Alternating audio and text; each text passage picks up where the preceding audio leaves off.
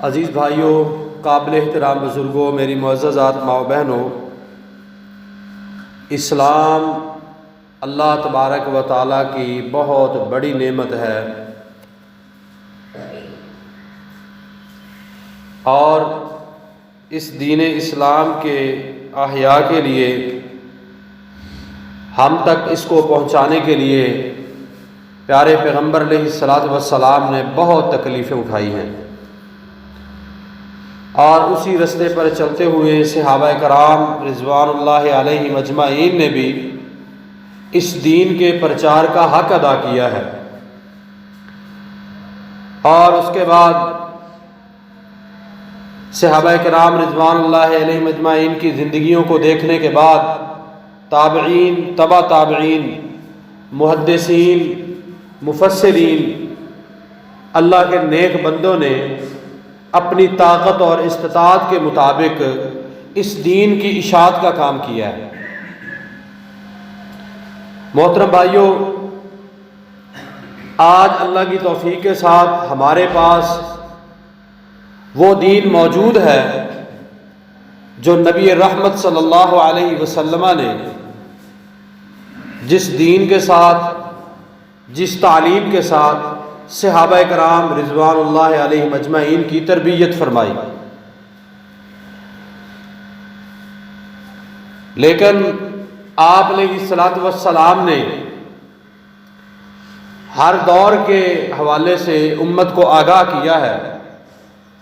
اللہ رب العالمین نبی رحمت صلی اللہ علیہ وسلم کو وحی کے ذریعے آگاہ کرتے، اور آپ علیہ الصلاۃ والسلام امت کو، صحابہ کرام کو، کاتبین کو وہ پیغام جو اللہ تبارک و تعالیٰ کی طرف سے آیا ہوتا ان کو سناتے، اور آپ علیہ الصلاۃ والسلام نے امن و سلامتی کے حوالے سے بھی بتایا کہ کون سے وہ اعمال ہیں جس سے معاشرے کے اندر امن قائم ہو سکتا ہے، اور کون سے وہ افعال و اعمال ہیں جن کی وجہ سے معاشرے کے اندر بگاڑ پیدا ہوگا۔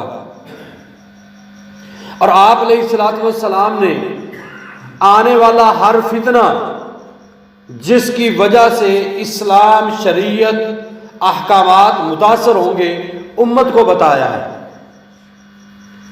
اور صحابہ کرام رضوان اللہ علیہم اجمعین وہ سوال کیا کرتے تھے آپ علیہ الصلاۃ والسلام سے، جب کبھی آپ علیہ الصلاۃ والسلام نے فتنوں کے بارے میں بتایا، حالات کے بارے میں بتایا کہ اے میرے صحابہ، ایک وقت آئے گا کہ حالات یوں ہو جائیں گے، ایک وقت آنے والا ہے کہ بدعمالیاں عروج پر ہو جائیں گی، ایک وقت آنے والا ہے کہ لوگ صراط مستقیم سے ہٹ جائیں گے، ایک وقت آنے والا ہے کہ لوگ سنت سے دور ہو جائیں گے، ایک وقت آنے والا ہے کہ لوگ شرک و بدعات کے اندر داخل ہو جائیں گے۔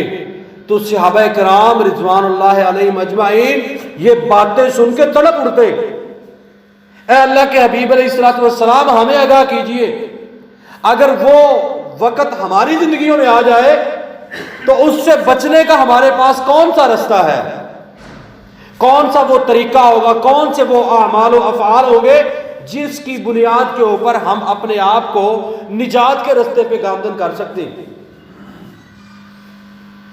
تو میرے محترم بھائیوں، صحابہ کرام رضوان اللہ علیہم اجمعین کی یہ سنت تھی کہ آپ علیہ الصلوۃ والسلام سے وہ سوال کیا کرتے تھے اور فتنوں کے بارے میں بھی پوچھا کرتے تھے، اے اللہ کے حبیب علیہ الصلوۃ والسلام، فتنے کیسے داخل ہوں گے، فتنوں سے بچاؤ کا رستہ کون سا ہے؟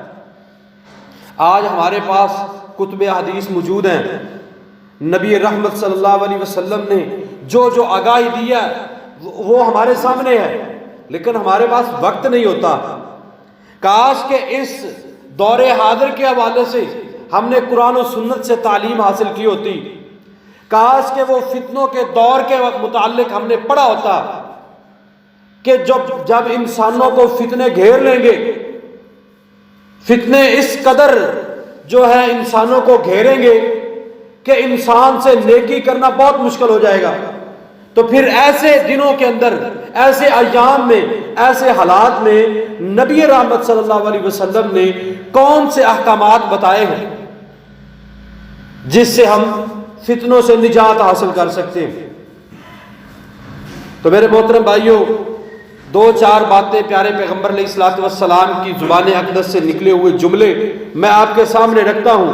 آپ علیہ الصلوۃ والسلام نے دور حاضر کے حوالے سے کیا احکامات فرمائے ہیں، جس دور کے اندر آج ہم زندہ ہیں، جو نبی رحمت صلی اللہ علیہ وسلم نے 1400-1500 سال پہلے احکامات جاری کیے، کیا آج وہ نبی رحمت صلی اللہ علیہ وسلم کے بتائے ہوئے حالات کیا آج وہ ثابت نہیں ہو رہے؟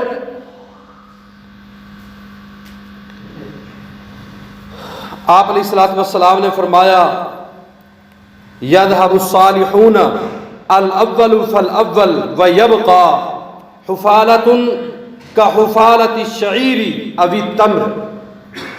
آپ علیہ الصلوۃ والسلام نے فرمایا کہ اللہ رب العالمین ایک ایک کر کے صالحین کو، متقین کو، اچھے لوگوں کو، نیک لوگوں کو اٹھا لے گا، اور اس کے بعد جو لوگ نظر آئیں گے ان کی حالت کیا ہوگی؟ حفالۃ کحفالۃ الشعیر او التمر۔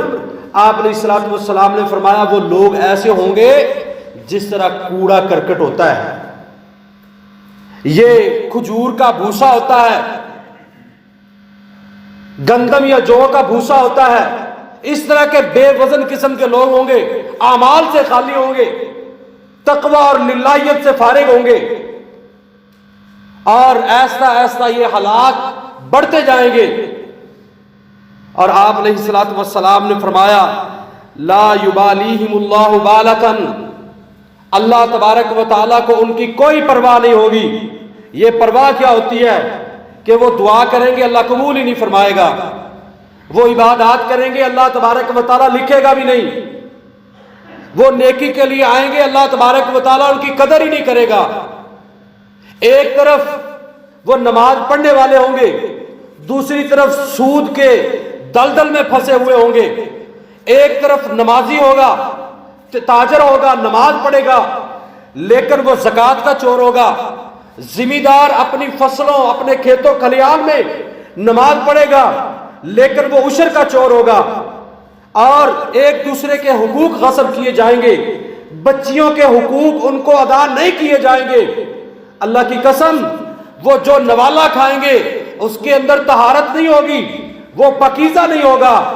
آج حالات آپ کے سامنے، محترم بھائیوں، قرآن بھی وہی ہے، شریعت بھی وہی ہے، احکامات بھی وہی ہیں، سنت بھی وہی ہے، لیکن آج حالات اس قدر کیوں کٹھن ہے؟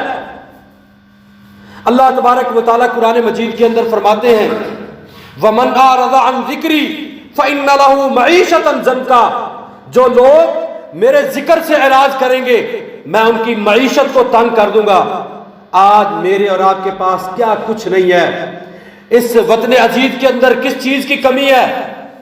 محترم بھائیوں، ہمارے کھیتوں کھلیان بنجر تو نہیں ہیں، لیکن اس کے باوجود پوری کیوں نہیں پڑتی؟ اس کے باوجود ذمہ دار بھی پریشان ہے، تاجر بھی پریشان ہے، ہر شخص پریشانیوں کے گٹھڑی اٹھائے پھرتا ہے۔ اس کی وجہ اور سبب کیا ہے؟ لوگوں نے اللہ کے ذکر سے پیٹ پھیر لی اور ذکر سے اعراض کر لیا۔ امام ابن تیمیہ رحمہ اللہ سے کسی نے سوال کیا کہ ذکر کس چیز کا نام ہے؟ بڑے شارٹ الفاظوں میں بڑی جامع بات فرمائی، وہ ہر عمل ذکر ہے اللہ تبارک و تعالیٰ کا جو تجھے تیرے رب کے قریب کر دے۔ میرے محترم بھائیوں، نبی رحمت صلی اللہ علیہ وسلم نے فرمایا لوگ آپ کو پھرتے چلتے نظر آئیں گے، یہ ایسے لوگ ہوں گے کہ جن کو اللہ تبارک و تعالیٰ کو جن کی کوئی پرواہ نہیں ہوگی۔ آج دیکھیے، کہیں میں ایسا تو نہیں کہ میں دعائیں مانگتا ہوں اللہ قبول نہیں کرتے، میں عبادات کروں، 5 وقت کی نماز بھی پڑھوں، وہ قبول ہی نہ ہو۔ اللہ کی قسم، سب سے پہلے مجھے اپنا احتساب کرنا ہوگا، اپنے گریبان میں جھانکنا ہوگا، مجھے اپنے رزق کے اوپر فکر کرنی ہوگی کہ جو نوالے میں اپنے بچوں کے پیٹ میں داخل کر رہا ہوں یہ کیسے ہیں؟ یہ پرفتن دور ہے، ہر آدمی जो मेरे मोहतरम भाइयों मादा परस्ती में लगा हुआ है, मादा परस्ती का दौर है, दुनिया के पीछे पड़ा हुआ है। लेकिन याद रखिए आज हालात आपके सामने हैं, अल्लाह तबारक व तआला हमें महफूज रखे। शायद ही कोई शख्स होगा जो सूद से बचा हो।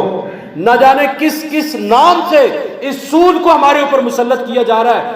अल्लाह की कसम, प्रॉफिट आप कमाएं, बिजनेस आप करें, तिजारत बढ़ चढ़ के करें, लेकिन सबसे पहले ख्याल रखें कहीं ऐसा तो नहीं कि मैं जो कारोबार करने लगा हूं, जो तिजारत करने लगा हूं, इसके अंदर सूद की मिलावट हो।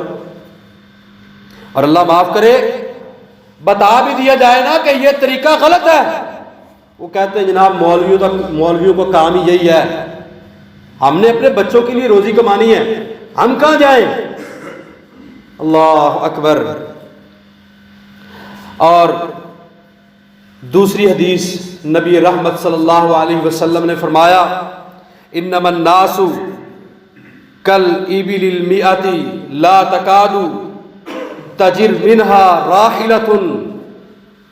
ऐ मेरे साथियों, लोग आपको एक 100 ऊंट की तरह नजर आएंगे। 100 ऊंटों का गोल हो, 100 ऊंटों की जमात हो, इतना बड़ा लश्कर हो, देखें जब आप 100 ऊंटों को, कितना बड़ा लश्कर लगता है और कितनी बड़ी वो मखलूक है।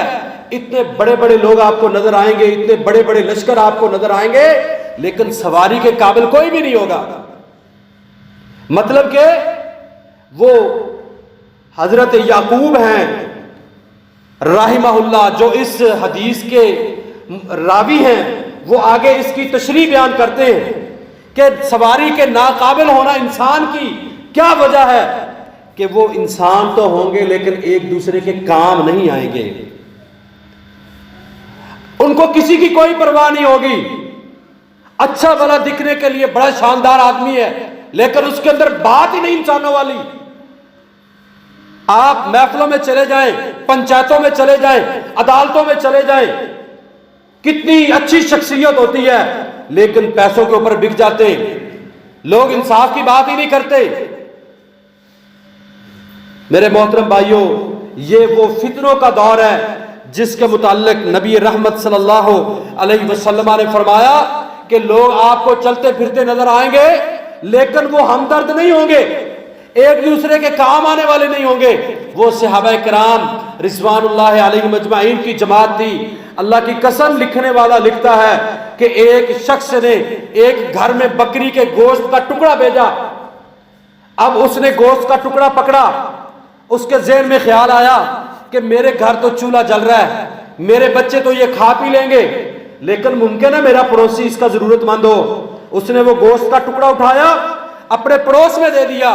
आगे पड़ोसी था, वो हमदर्द थे, वह यूसिरूना अला अनफुसिहिम वलौ काना बिहिम खसासा, वो इसका मिस्दाक थे कि जरूरतमंद होने के बावजूद वो अपने भाई की जरूरतों का ख्याल रखने वाले थे। उसने उठाया, अपने पड़ोसी को दे दिया। आगे भी वो तरबियत याफ्ता थे, उसने उठाया, आगे दे दिया। लिखने वाला लिखता है कि ये गोश्त का टुकड़ा घूमता घुमाता उसी घर में आ गया जिसने चलाया था। अल्लाह की कसम, ये थी वो सहाबा की जमात जिसके मुताल्लिक अल्लाह तबारक व तआला कुरान मजीद के अंदर फरमाते हैं, फ़इन आमनू बिमिस्लि मा आमनतुम बिही फ़क़द इह्तदौ। लोगों, अगर हिदायत याफ्ता बनना चाहते हो, अगर जन्नत के सर्टिफिकेट हासिल करना चाहते हो, तो अपनी जिंदगियों को सहाबा किराम रिज़वानुल्लाह अलैहिम अजमाइन के मुताबिक डालो। वो खुद जरूरतमंद होते थे, लेकिन अपने भाई की जरूरत को पहले पूरा करते थे। आप अलैहिस्सलातु वस्सलाम ने फरमाया, मेरे सहाबा, दुख की बात होगी, ऐसा दौर आने वाला है, ऐसा वक्त आने वाला है इंसानों पर कि वो चलते फिरते बड़े बड़े नजर आएंगे, लेकिन बड़ी शख्सियत होगी, यूं लगेगा कि इसके पास बड़ा माल है, और जनाब उसका चलना फिरना और उसका रहन सहन बड़ा बाकमाल होगा, लेकिन जब कोई जरूरतमंद उसके पास जाएगा वो काम ही नहीं आएंगे। अल्लाह अकबर। उसके बाद नबी रहमत सल्लल्लाहु अलैहि वसल्लम ने फरमाया, अन्नल अमानता नाज़लत फी जज़रिल क़ुलूबी آپ علیہ الصلوۃ والسلام نے فرمایا یہ جو امانت ہے، امین ہونا، یہ اللہ تبارک و تعالیٰ نے انسان کے دل کی جڑوں میں رکھی ہے، یہ انسانی فطرت کے اندر شامل ہے۔ اور اے میرے صحابہ، اللہ تبارک و تعالیٰ نے اس امانت کو دل کی جڑوں میں رکھنے کے بعد آسمان سے قرآن کو نازل کیا۔ قرآن نے بھی انسانوں کو امانت سکھائی، قرآن و سنت نے بھی انسانوں کی اس بات کے اوپر تربیت کی کہ امانت داری کے اندر نجات ہے۔ اور نبی رحمت صلی اللہ علیہ وسلم نے فرمایا کہ میری سنت، میرا طریقہ، میری بات آپ کو امانت کی نصیحت کرتی ہے، امانت داری کے اندر ہی نجات ہے۔ لیکن ایک وقت آئے گا اے میرے صحابہ، ایک وقت آئے گا کہ لوگ سوئیں گے، صبح اٹھیں گے، ان کے دلوں میں امانت نہیں ہوگی، وہ امین نہیں ہوں گے، امانت دار نہیں ہوں گے، اور حالات اس قدر بگاڑ کا شکار ہو جائیں گے کہ لوگ ایک دوسرے کے اوپر اعتماد نہیں کریں گے۔ آج آپ دیکھیں، ایک بچی کا رشتہ کرنا ہو یا بچے کا رشتہ کرنا ہو، لوگ مارے مارے پھرتے ہیں۔ کوئی اچھا گھر مل جائے، کوئی امین صادق لڑکا مل جائے، صداقت والا لڑکا مل جائے، ایماندار لڑکا مل جائے، شریعت کا پاسدار لڑکا مل جائے، 5 وقت کا نمازی ہو، امانت دار ہو، صداقت ہو، شرافت ہو، یہ لوگ تلاش کرتے پھرتے ہیں۔ لیکن میرے محترم بھائیوں، آج وہ ہمیں نظر نہیں آتے۔ آج معاشرہ امانت سے خالی ہو چکا ہے۔ کسی بندے نے بزنس کرنا ہو، اسے پارٹنر کی ضرورت ہو، بتائیے کہ کتنی پریشانی کا سامنا ہوتا ہے۔ پہلے تو بڑی پریشانیوں کے بعد بزنس مین ملتا ہے، کوئی پارٹنر ملتا ہے، پتہ چلتا ہے بڑا سچا آدمی ہے، بڑا صداقت و امانت والا ہے۔ لیکن جیسے ہی آپ 1 ماہ اس کے ساتھ چلیں گے تو پتہ چلے گا یار اس سے بڑا تو بے ایمان ہی نہیں ہے کوئی۔ کسی کو ادھار دینے کو دل نہیں کرتا، اگر دے دیا جائے نہ جانے میرے ساتھ سلوک کیا ہوگا۔ جب لینے کے لیے آتے ہیں تو سب سے بڑے متقی اور پرہیزگار نظر آتے ہیں، جب دینے کی بات آئے کورٹ کچہریوں کے چکر لگانے پڑتے ہیں، لوگوں کے اندر سے امانت اٹھا لی جائے گی۔ اور آپ علیہ الصلوۃ والسلام نے فرمایا ان فی بنی فلان رجلا امینا، لوگ مثال دیا کریں گے میرے صحابہ، فلاں شخص فلاں قوم میں سے، فلاں گاؤں میں سے، فلاں کا بیٹا بڑا ہی صادق و امین ہے۔ لاکھوں میں، سینکڑوں میں، ہزاروں میں کوئی ایک ملا کرے گا کہ فلاں شخص بڑا امانت و صداقت والا ہے۔ بتائیے میرے محترم بھائیوں، کیا آج ایسا نہیں ہے؟ آج صورتحال ایسی نہیں ہے؟ صداقت و امانت کے لیے لوگ مثالیں نہیں دیتے کہ جناب فلاں شخص بڑا جو ہے صادق و امین ہے، بڑا سچا آدمی ہے۔ قلت ہے میرے محترم بھائیوں، فقدان ہے امانت و صداقت کے اندر۔ مسلمان نمازی ہے، کلمہ پڑھتا ہے، اللہ اور اللہ کے رسول کے اوپر ایمان رکھتا ہے، فرشتوں اور کتابوں کے اوپر ایمان رکھتا ہے، لیکن امانت و صداقت سے خالی ہے۔ بتائیے اگر یہی کیفیت ہوئی تو نجات کیسے ہوگی ہم میرے اور آپ کے لیے؟ اللہ اکبر۔ آپ علیہ الصلوۃ والسلام نے فرمایا ان الاسلام بدأ غریبا وسيعود غریبا۔ اے میرے صحابہ، اسلام جب اللہ تبارک و تعالیٰ نے نازل کیا تھا تو یہ اجنبی تھا، غریب تھا۔ جس نے اسلام کو فالو کیا، جس نے اسلام کے اوپر عمل کیا، جس نے اسلام کے احکامات کو اپنے سینے سے لگایا، وہ معاشرے کے اندر اجنبی ہو گیا۔ لوگوں نے اس کے اوپر باتیں کی، لوگوں نے اس کو ٹارچر کیا کہ یہ کوئی نئی بات لے کے آ گیا، یہ نیا طریقہ لے کے آ گیا، ہمارے آباء و اجداد کا یہ طریقہ نہیں ہے، یہ کون سا طریقہ ہے۔ لوگوں نے ہر وہ ہتھ کنڈے استعمال کیے جو وہ کر سکتے تھے۔ اسلام دین اجنبی تھا، پھر اللہ تبارک و تعالیٰ نے اسلام کو، دین اسلام کو عزت بخشی، پھر صحابہ کرام کی جماعت میدان مقتل میں آئی، اللہ تبارک و تعالیٰ نے اسلام کو ہر طرف پھیلا دیا، بڑی بڑی طاقتیں، کیسر و کسریٰ کے خزانے، کیسر و کسریٰ کی بادشاہت، کیسر و کسریٰ کے تاج و تخت وہ صحابہ کرام کے قدموں میں آ گئے، ہر طرف اسلام کا ڈنکا بجنے لگا، اور اسلام اتنا فعال ہوا، اسلام کی اتنی اشاعت ہوئی، اسلام اتنا پھیلا کہ دنیا کے دوسرے جتنے باطل ادیان تھے وہ اجنبی ہو گئے، لیکن پیارے پیغمبر علیہ الصلوۃ والسلام نے فرمایا میرے صحابہ وَسَيَعُودُ غَرِيبًا، اس کے بعد بھی ایک وقت آئے گا جب اسلام اجنبی ہو جائے گا، اسلام کو ماننے والے اجنبی ہو جائیں گے، جس کے پاس قرآن و سنت ہوگی وہ اجنبی ہوگا، جو احکامات بتائے گا وہ اجنبی ہوگا، جو سنت کے اوپر عمل کرے گا وہ اجنبی ہوگا۔ لوگ کہیں گے یہ کہاں سے لے کے آ گئے ہو، یہ کون سا طریقہ ہے، یہ کون سی جگہ ہے، یہ کیسے بیان کر رہے ہو، یہ بات کہاں تھی، ہم نے تو آج تک نہیں سنی، یہ اجنبی بات کہاں سے لے کے آئے ہو۔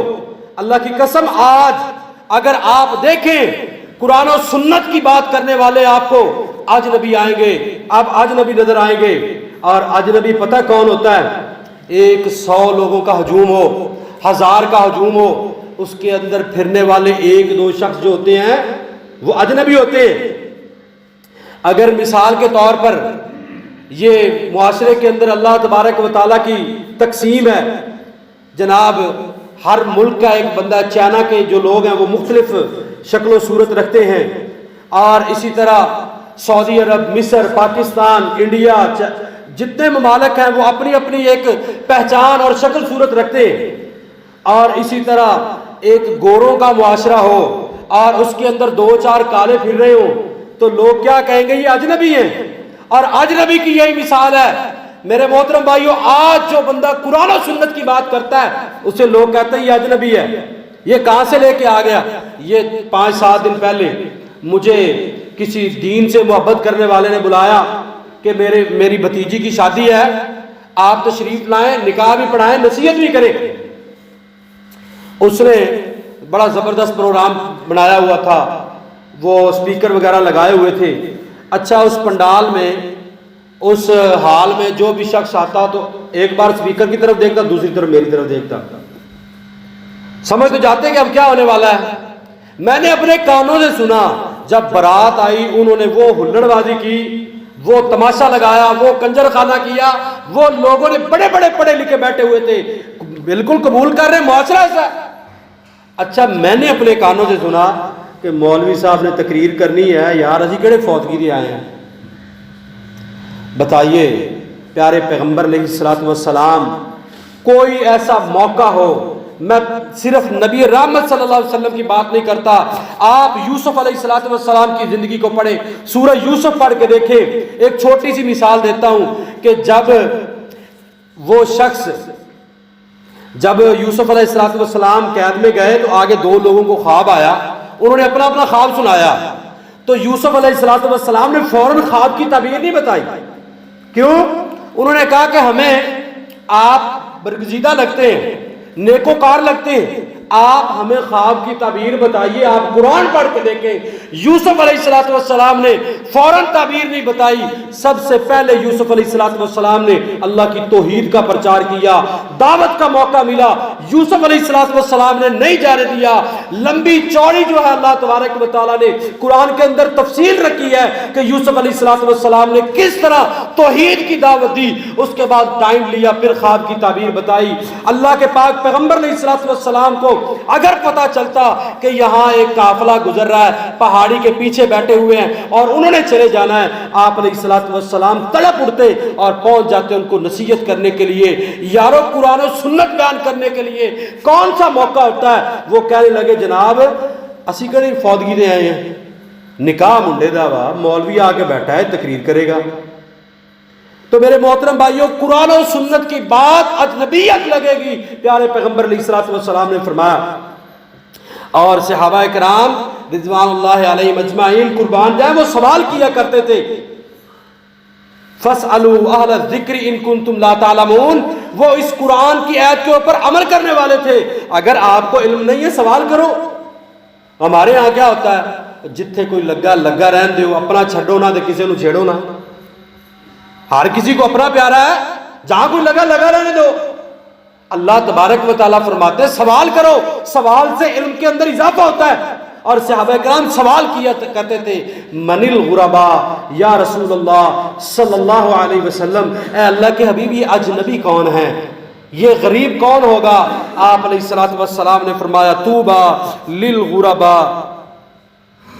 الذین یحبون الذین یحیون سنتی.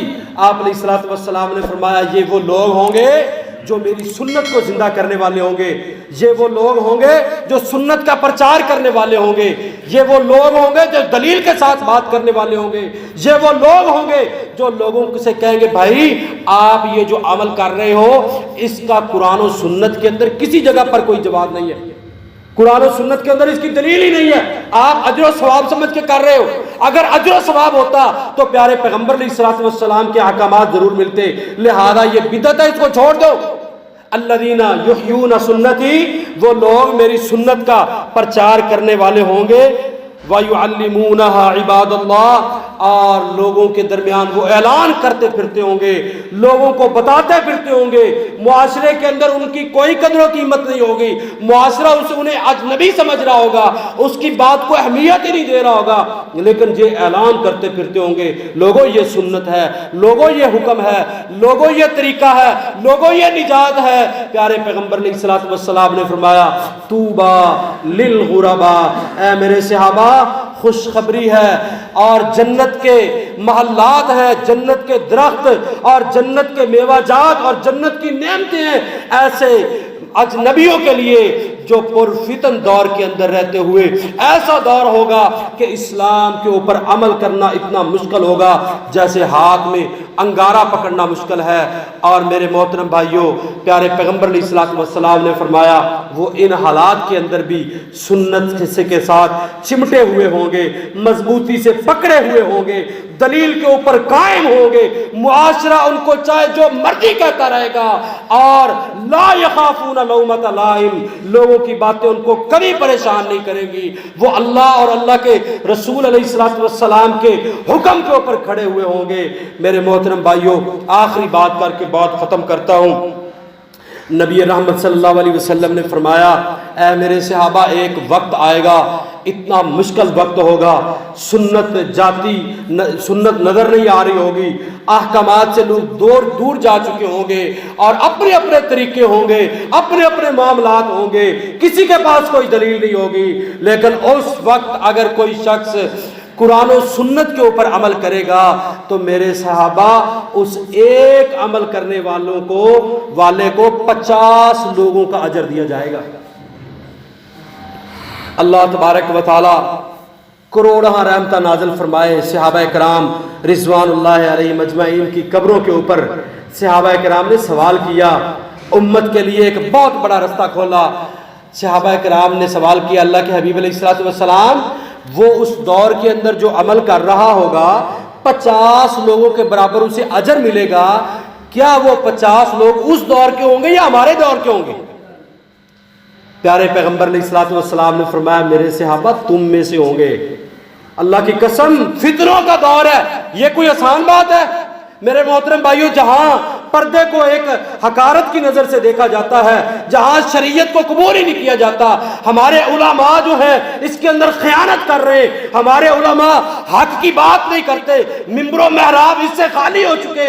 اللہ کی قسم ایک لڑکا کھڑا ہوتا ہے، ایک نوجوان کھڑا ہوتا ہے، وہ کہتا ہے تیرے مولوی کی بات اپنی جگہ پر، تیرے مفتی کا فتویٰ اپنی جگہ پر، تیرے امام کا قول اپنی جگہ پر، میرے پاس یہ حدیث رسول کا ٹکڑا ہے، میں اس کے اوپر قائم ہوں. معاشرہ چاہے مجھے گالیاں دیتا پھرے، تیری باتیں اپنی طرف ہوں گی، لیکن میں دلیل کے اوپر کھڑا ہوں. یہ کوئی آسان نہیں ہے.